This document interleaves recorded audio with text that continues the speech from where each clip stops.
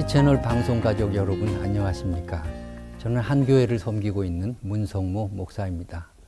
C채널을 통해서 대림절 기간에 여러분과 만나게 돼서 감사하게 생각하고 있습니다.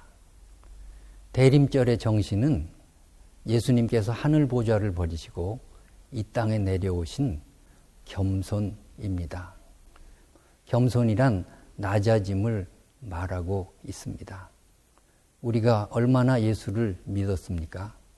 믿은 만큼 우리가 낮아지고 있는지, 겸손한 채 우리가 주님을 섬기고 사람을 만나고 있는지 생각해야 하겠습니다. 사도행전에 보면 사도 바울이 회심하는 장면이 나옵니다. 그런데 사도 바울이 회심 후에 성경을 자세히 보면 바울에게 위기 상황이 닥칩니다. 아무 교회도 바울을 환영해 주는 교회가 없었습니다.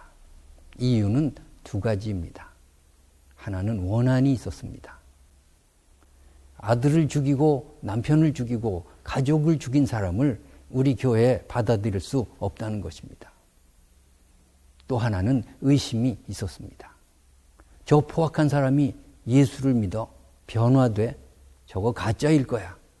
이런 의구심 때문에 어떤 교회도 바울을 환영하지 않았습니다.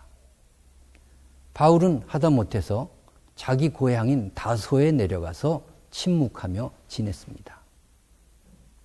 그때 바나바라는 사도가 다소에 가서 바울을 만납니다. 그리고 이렇게 권합니다. 당신 갈 곳이 없지. 내가 목회하는 안디옥 교회에 와서 나와 함께 동역하자. 그렇게 해서 바나바 사도가 갈 곳 없는 바울을 안디옥 교회로 초청해서 1년이 넘도록 동역자로 세웁니다. 고마운 사람이죠. 그런데 얼마 뒤에 바울과 바나바가 함께 선교 여행을 가다가 크게 다투어서 피차 갈라섰다는 기록이 있습니다. 무엇 때문에 갈라섰느냐 하면은 마가라는 청년 때문입니다. 마가는 바나바의 생질이니까 바나바는 마가를 데려가자고 하는데 바울은 반대합니다. 그 청년 옛날에 말썽 피지 않았냐? 안 된다.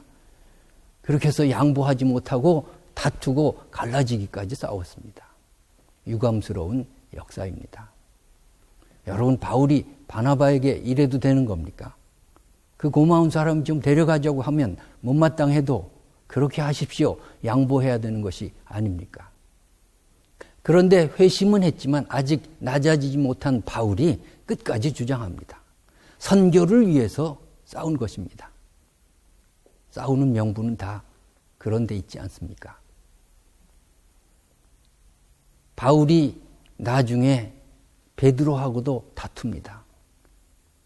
베드로가 우상의 제물에 대해서 조금 성도들하고 잘못 다룬 적이 있었습니다.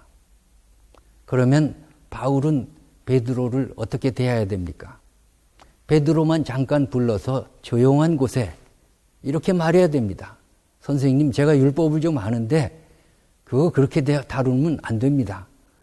다음에는 이렇게 하십시오. 그렇게 일렀어야 됩니다. 그런데 바울이 교인들 있는 앞에서 베드로를 핀잔을 주었습니다.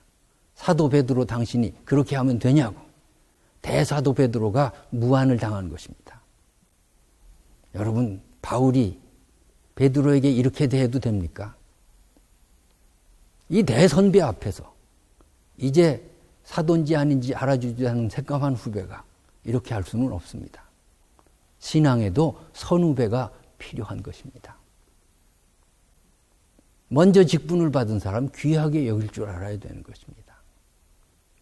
나중에 바울은 흐르는 연습을 하고 낮아지는 연습을 하고 겸손을 훈련했습니다. 나는 날마다 죽노라. 날마다 죽는다는 말이 무엇이겠습니까? 날마다 겸손해지고 날마다 낮아지고 날마다 자기를 쳐서 복종시켰다 그 말입니다. 이제 임종 말년에 죽음을 눈앞에 둔 채 겸손의 밑바닥에서 사도 바울은 디모데에게 이런 편지를 씁니다. 내가 지난 날을 돌이켜보니 내가 죄인 중에 괴순이라. 그리고 디모데에게 이렇게 말합니다. 내가 올 때 마가를 좀 데려와라. 내 목회에 유익하니라. 마가 때문이 아니었습니다. 낮아지고 보니 나 때문이란 말입니다. 아마도 바나바 사도와도 화해했을 줄로 믿습니다. 베드로를 그 이후에 무한히 높입니다. 여러분, 대림절의 정신이 무엇이겠습니까? 예수님은 왜 이 땅에 오셨을까요? 낮고 천한 우리를 위해 하늘 보좌를 버리시고 이 땅에 내려오신 예수님의 정신, 그것을 우리가 몸소 실천하고 생활로 예수님을 닮아가는 것이, 그것이 대림절을 사는 우리의 신앙생활이 되기를 바랍니다.